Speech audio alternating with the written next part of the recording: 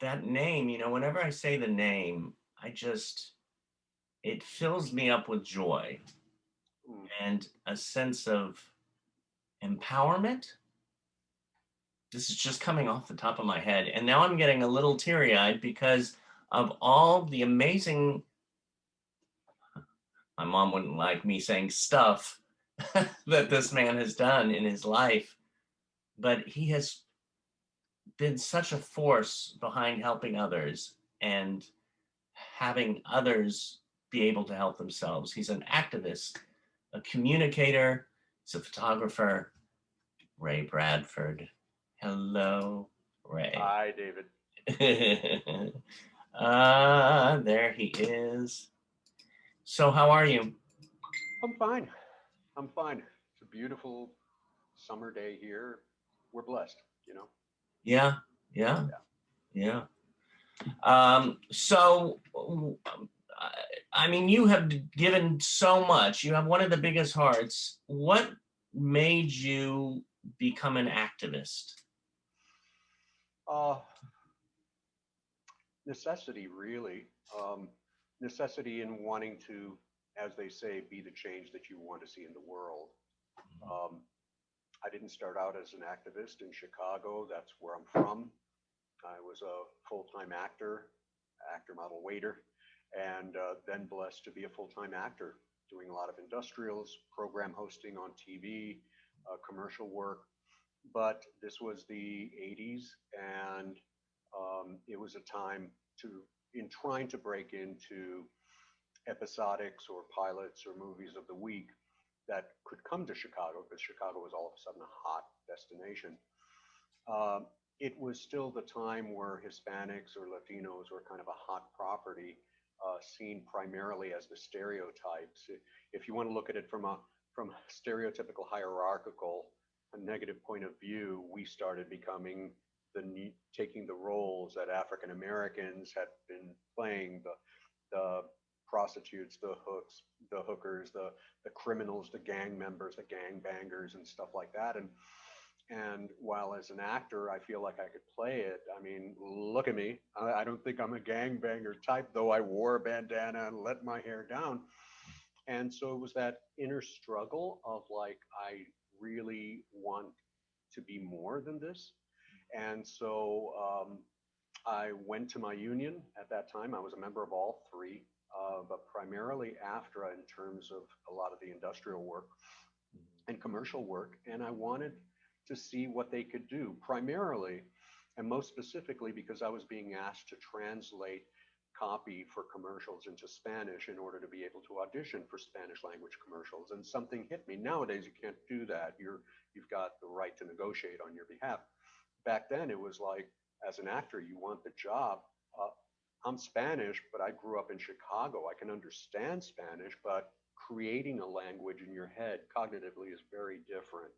And then when you're translating it so it's legible for the clients who are Spanish and an audience who is Spanish, Right. I remember it was for a McDonald's commercial and it was trying to translate "You deserve a break today."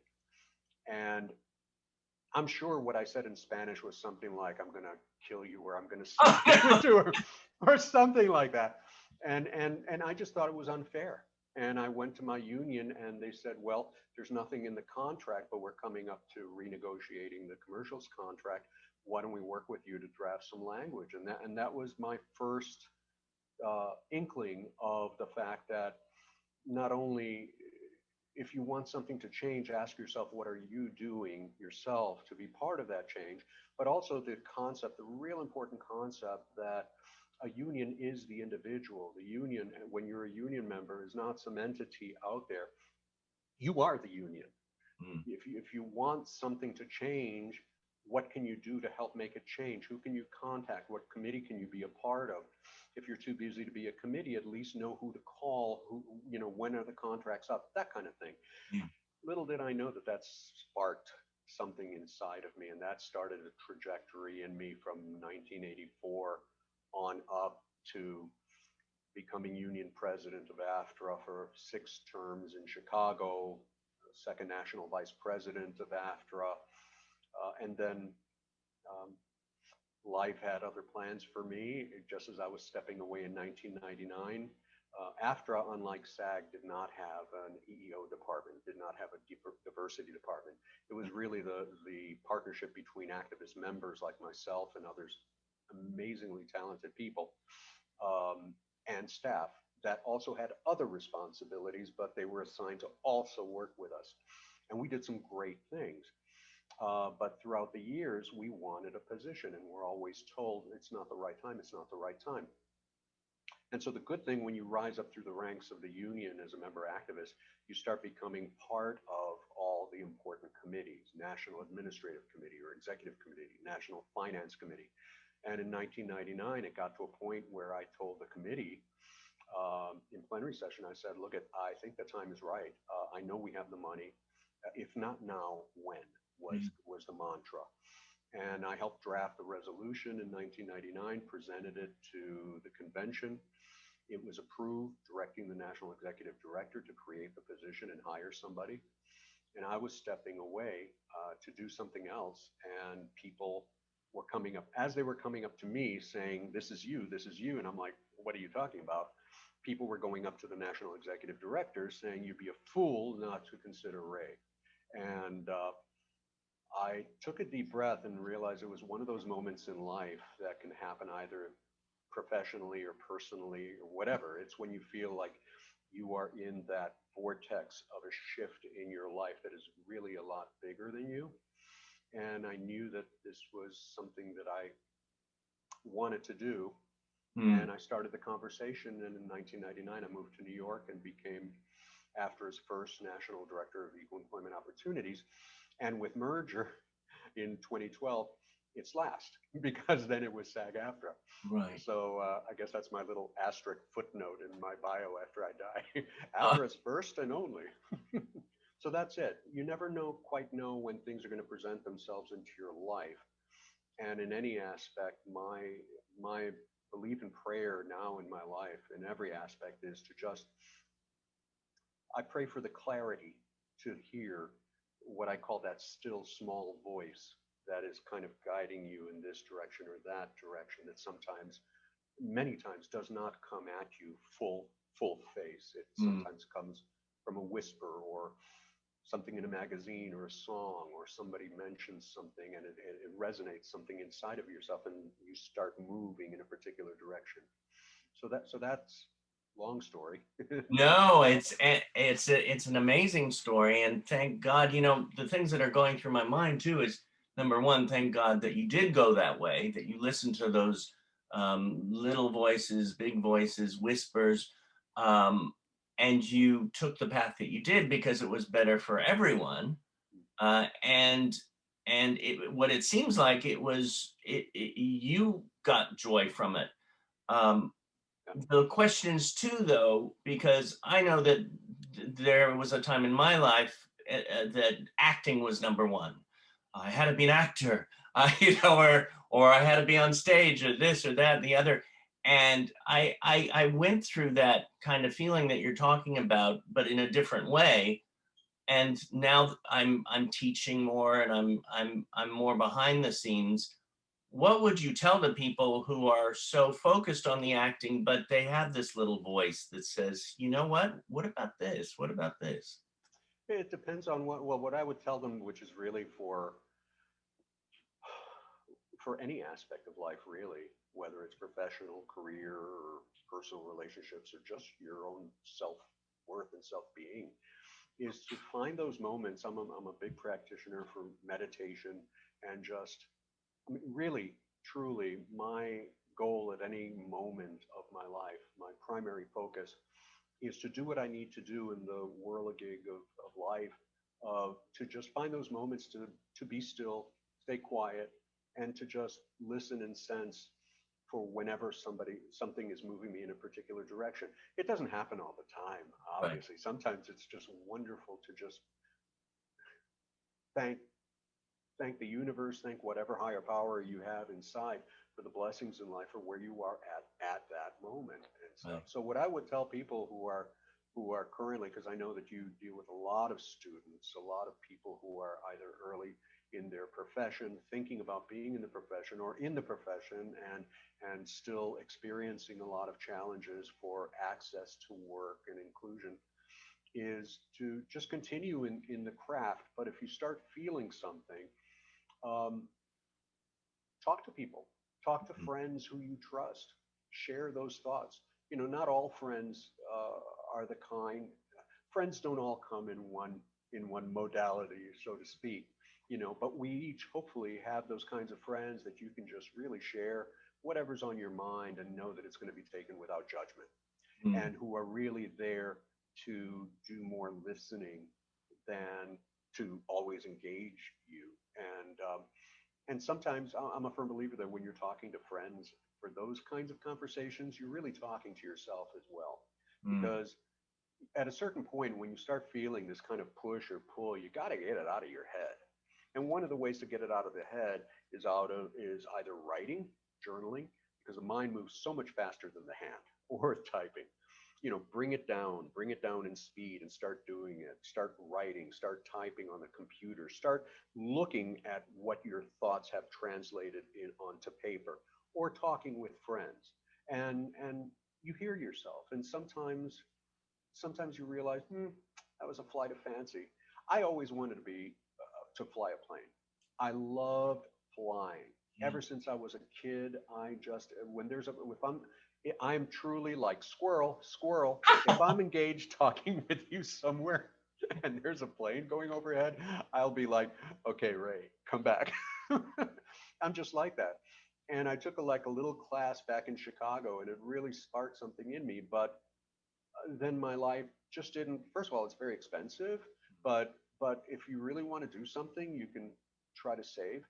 And I mention this because there are those things that speak to you that are just kind of little little things that kind of float into our consciousness and then are gone, or just flights of fancy that aren't necessarily meant to firmly move you in that direction. Sometimes they're just things that you like, that you appreciate, either in other people or in life.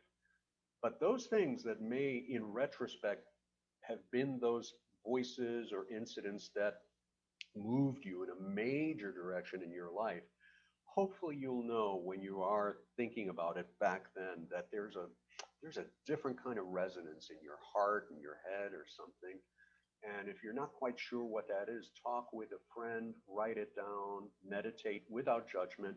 Yeah. And I say that because you don't want to hold on to.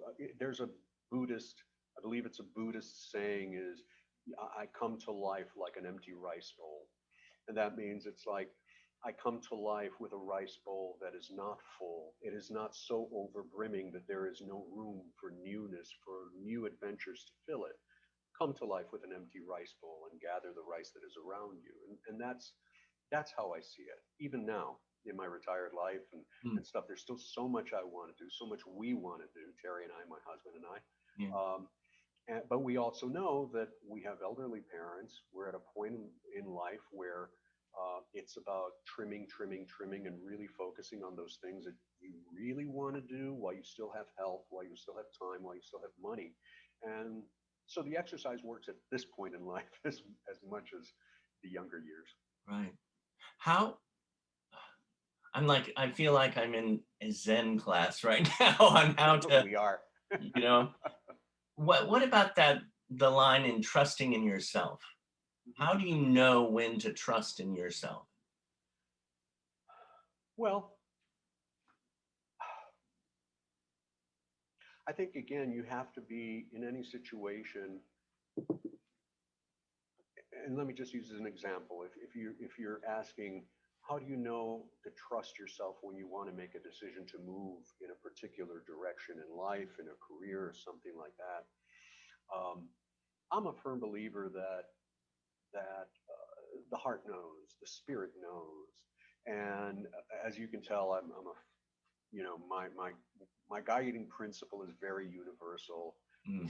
very science of mind, very just the beliefs of all ages, teachers, principles, and I take the best of them. And one of the principles is that is that I believe that there are, not that the future is already written in stone. I don't believe that. But I do believe that there is a journey that we're on that on some level is kind of already, kind of, if we call it our dharma, Mm, already kind of out there for us. And our responsibility is to do what we need to do, in life, stretch ourselves, do this, do that, do sports, do reading, blah, blah, blah, blah, blah, blah, blah.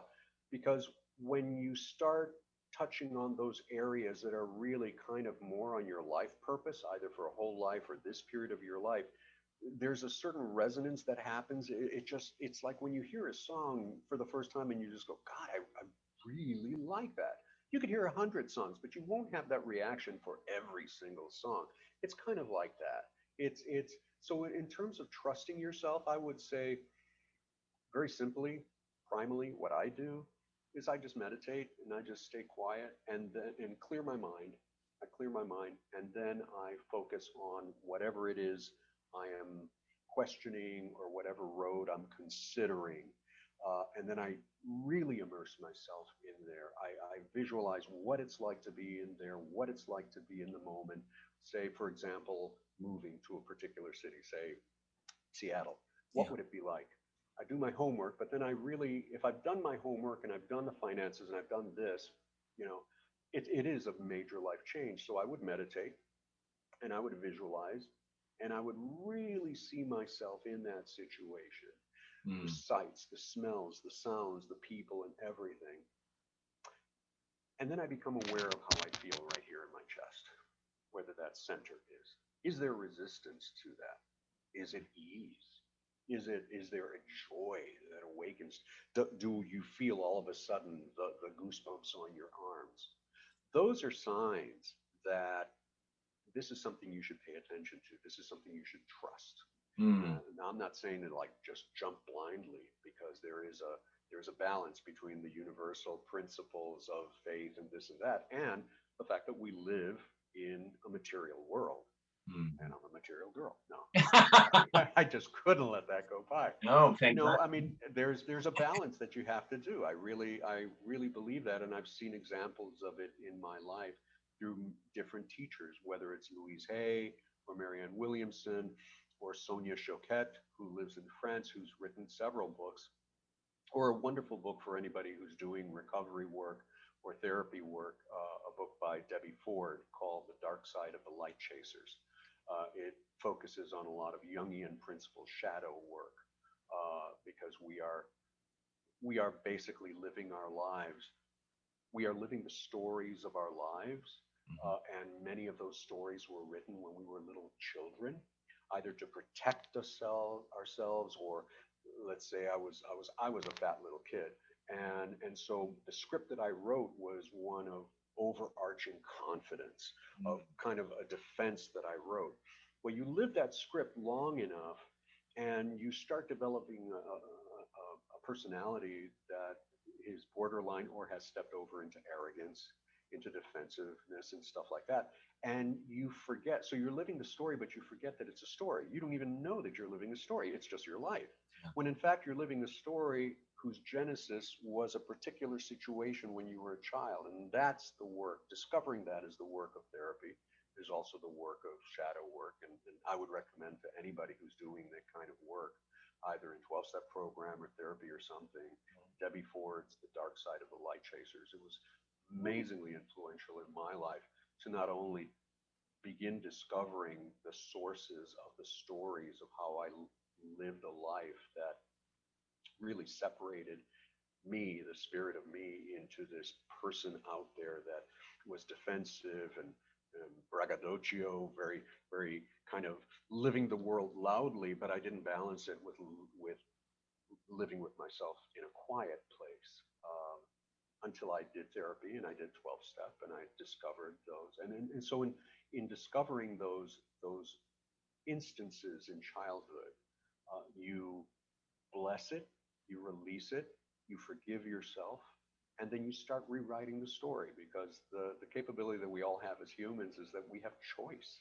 Mm. We are not powerless over our stories. We can rewrite the story. And if it gets too tough to do it by yourself, lean on some friends. Well, Some and account. hearing this too, it shows how you took your work throughout the years, how you gave of yourself and got back through your work. I mean, you have like, I mean, you listed a few of the things, but I mean, a director of programs for entertainment media for GLAD, the director of policy and diversity advocacy for SAG-AFTRA. There's so, you know, the list goes on. What, I mean, you've done so much in your life. If I threw out right now, what are you most proud of? What would come to mind? I am going with what we're talking about. I am glad that I listened to that voice in 1999 that was presented to me to make a major career change. Mm. And I never thought that I would be a staff person for the union. And I never thought that my life would be one in civil rights in Mm. the entertainment industry. I just wanted to be a professional working actor. And by that point, I was making a good living being a program host. I'd given up the dream of being a stage actor or an episodic actor. I found that my skills were really more as a communicator Yeah. on camera, and I was good at it, and I am good at it. And so I never thought that I'd be doing that. But if I would bless and be grateful for one moment, it would be that pivotal moment in my life in 1999 that something just changed. And it was, again, I didn't know, in using the examples that we've just been talking, how do you trust yourself? I just knew that there was a huge shift going on. And I remember going back to my hotel room because it happened at convention and shutting the door. And it was like a movie scene, David. It was like you step into the door and you shut the hotel door behind you and you press your back to it and you breathe and you go, what is happening? Yeah. Because I definitely felt like something is happening. And I remember going, self, would you want that job? Self, yes, I would. And I really kind of like brought it down to that, and I thought, okay, then what do I need to do to advance this? And so I am grateful that my modus operandi in my past, which was when presented with big things that may have been right for me, but my ego, my protective ego, that little voice inside of me that was very destructive, that would go, nah, you're no good for this. What would people think? You don't, no, give it to somebody else and stuff like that. That voice was very strong with me until I went into recovery and into therapy. And it just led me into, as successful as I was, and that's the dichotomy. It's like I find that, when you're at that point in your life where you need a change, a big change. It's like the spiritual 2x4. Sometimes it taps you on the shoulder, and if you don't listen, eventually it's going to whoop you upside the head. But it's going to demand your attention because it is not the way you should be living your life. Either it will manifest in stress, blood pressure, or cancer, or some other thing, or major depression and suicide, unless you listen and you realize that something just is not right. And if it's too tough, then reach out to friends, go to counseling or whatever. And so I trust that in spite of all that, Mm. I listened to my better angels that were tapping me big time on the shoulder saying, there is a change happening in your life. It is time for you to use the tools in a different way and do it. And so when friends, especially in the first year after I moved to New York and worked for the union, would ask me, well, do you miss being active? Do you miss being an actor? Yeah. I would say, no, not really, because I stopped considering myself an actor years ago and really more a communicator and a good communicator. And what I'm doing now is I'm using my tools as a communicator and creating the message, not speaking somebody else's message, whether it was for a product or whatever. I'm creating a message, and that message has greater import than a product Yeah. because it is about people's lives, people with disabilities, minorities, LGBT people who want to have, one, jobs in the industry, want to not have to face discrimination and stereotyping and stuff like that, and look to the union and look to people for help. Well, now I was in a position to start using my tools to do it and in a creative way. And so I trust. I trust that moment that spoke to me, and I trust that I put my fears aside and stepped into the unknown. Yeah. Now, I'm getting a free therapy session right now because So am I. I'm taking this all in, and it feels like it's like, you know, I'm identifying with certain things in my life that I went, oh yeah, that was a sign, wasn't it? And this other, thank God I'm still here after the heart incident, which I call it a heart healing, which Hmm. is an interesting way to put it. I'm Um, glad you're here too, David. uh, yes, thank you. I'm glad we're both here. Yeah. I was one of the words that I wrote down here also. One word that stuck out to me, and when I read your bio, was that you're, and these aren't the exact words, but you're happily busy and retired. So you're retired, but you're being very busy. What is that busy, and what does retirement mean to you? Retired is very different than what I thought, and probably what most people who are still on the other side of retirement is. Sometimes people think it's, and maybe for some, it's finally lounging by the deck or this and that. And I find that in many ways I'm busier now than I was before, but it is all by choice. Hmm. You know, I choose what I do. I didn't plan on retiring. I was, after all the years, after 13 years at the unions living down here, I live in Long Beach. I used to live in San Pedro. And to commute, do that commute in the morning and then back, spending 4 hours total in the car every day, was fine when I moved here from New York. And I was, I relocated, same position after New York, after in Los Angeles and stuff, and through all of that, and it was fine because the energy kept me going. And then merger happened, and then a year later I left the unions, and then a year after that I was offered the position at Glad, and their building is just like 4 doors down on on Wilshire, so it was that same commute again. And while it may have been the same commute and the same type of work, we are different beings from moment to moment and from year to year. And 14, 15 years later, uh, doing a 4 hour commute every day really takes a toll on you. At Um, that point, I was married. I am married. And so, to get up really, really early and leave before the sun comes up to get four to the office hours. early. I'm sorry, what? You said 4 hour commute. Yeah, because when you're down here, there's really no way to avoid the 110 or the 405. I mean, it is what it is.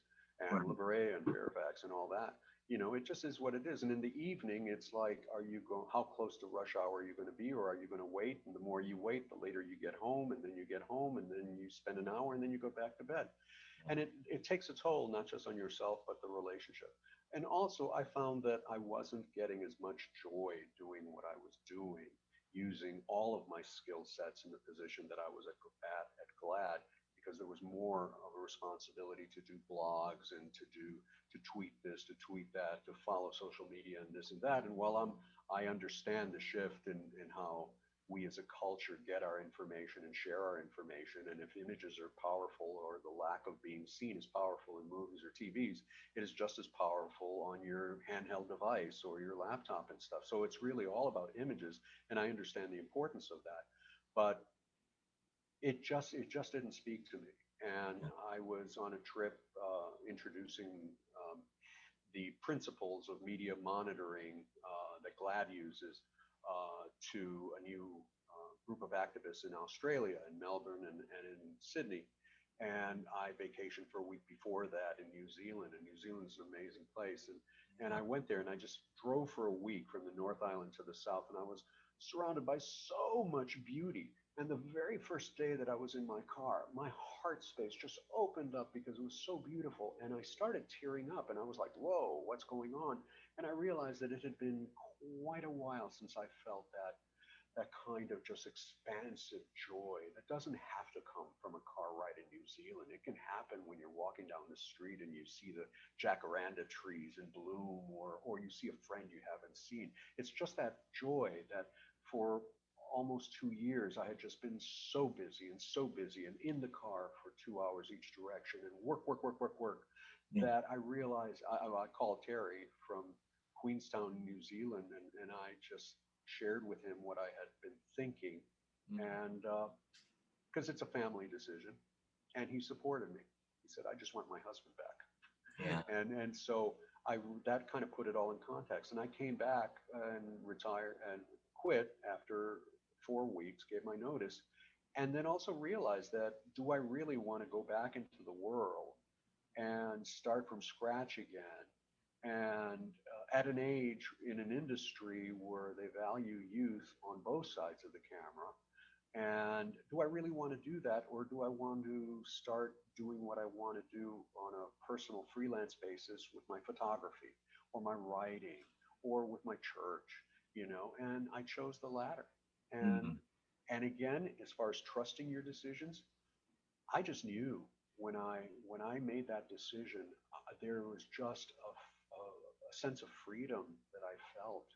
Now, not everybody can do that, and I don't want to, say that everybody can do that, because there are monetary influences to that too. You need security. You have to live in the world, Right. and I'm blessed that we are secure in our house and in our finances. So for me, it was just the right time to do. So I fill my life now. I'm very active in our church. It's a center for spiritual living called Namaste here in Long Beach. I spent 3 years on the board at a very tumultuous time. Now I'm director of their marketing team. So talk about Twitter and Instagram and all this stuff. I'm back on it, but the images that I'm creating and the messages that I'm sharing are inspirational and talk about our services or the different things. So it fills me, and again, I hope it touches people as well. So I'm hoping to make a difference there too. I also am back to reading a lot. I used to read a lot when in my life in New York. And I found when I moved here, I was always behind the car. And I just went from a book a month to a book a year, if that. And I realized that it's not going to happen on its own. I have to dedicate some time. So I'm back to like a book a month, and I'm really enjoying that time. And also taking care of our household. I'm retired, but Terry telecommutes for his job, so he's always here. So anything that I can do in our life to make our home life easier, preparing dinners. I love to cook. He loves to eat, so it's a wonderful system together. Right. you know. Right. Yeah. So that and exercise, because the older you get, the body's metabolism isn't quite as quick as it used Yeah. to be, and so I'm always monitoring that. And also, finally, I'm blessed that my parents. I mentioned before we started that my mom was turning 94 in 2 weeks. Well, my dad is right there too, and they both live in an assisted living facility outside of Chicago, where I'm from, and they're both healthy, smart, politically savvy. They are just amazing, and so any opportunity that I have, especially now post COVID, um, I'm there. I'm Mm. there, and so that's my time is full. My time is full, and it's a wonderful blessing. You know. Well, it's so nice to take care of yourself. So a lot of times we don't take care of ourselves, and then we also have the quote family and the friends. I mean, you even mentioned when we talked before in email land that there were so many people that you worked with that it's I mean, you're in a way, I always think of you as a beacon of this community, but there's so many others that you were talking about Absolutely. that you enjoyed working with, you know. Yeah. Let me jump in. Yes. There's some names that people may not be familiar with. There's Are these just pictures, or did you pull these people up? Well, I Because I've seen you in action before, David. have. Oh my God. Hello. There's trouble now. uh,